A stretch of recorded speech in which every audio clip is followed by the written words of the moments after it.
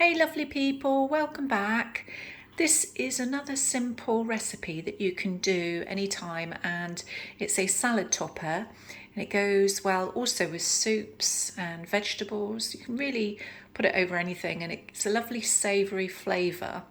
So if you want to give it a go, it's really simple. It's just a few ingredients and you can vary some of them to your own specification really.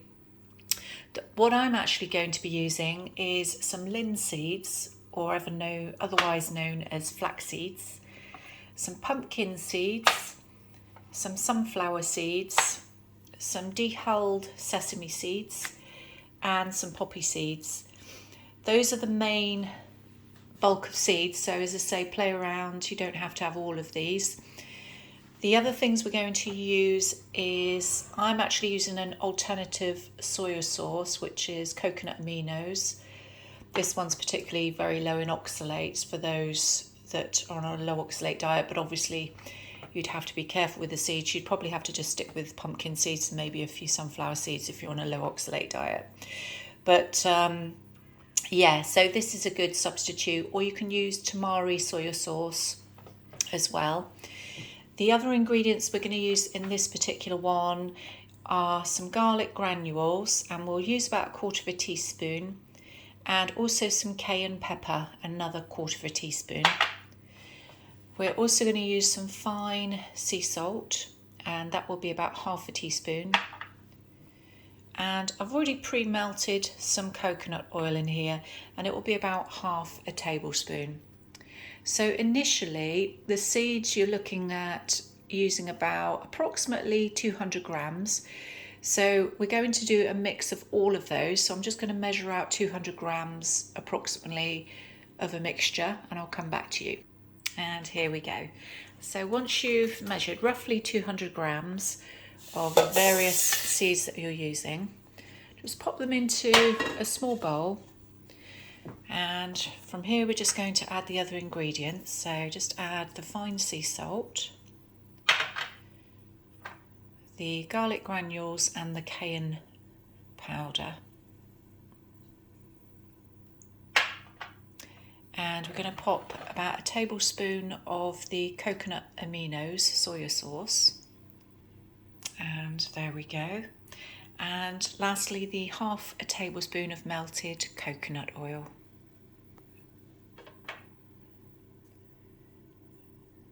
There we go. And once you've poured that in, we're just going to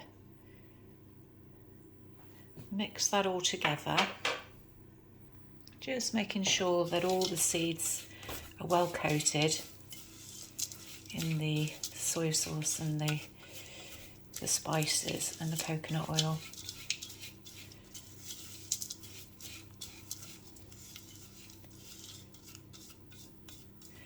And for those that might be interested, you can also do this with nuts. So you can also, if you want just some savoury nuts, you could use cashew nuts. They would be a good substitute.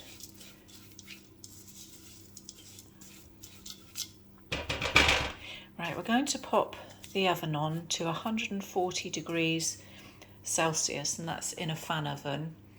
And we're going to spread these out onto a baking tray in the meantime. And if you just pop some greaseproof paper on there, just to obviously prevent any sticking.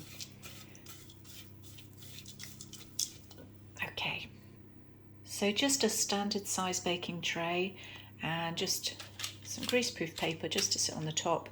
What I'm going to do is I'm going to spread this mixture out very thinly on top of the greaseproof paper, and once I've done that I'll come back to you.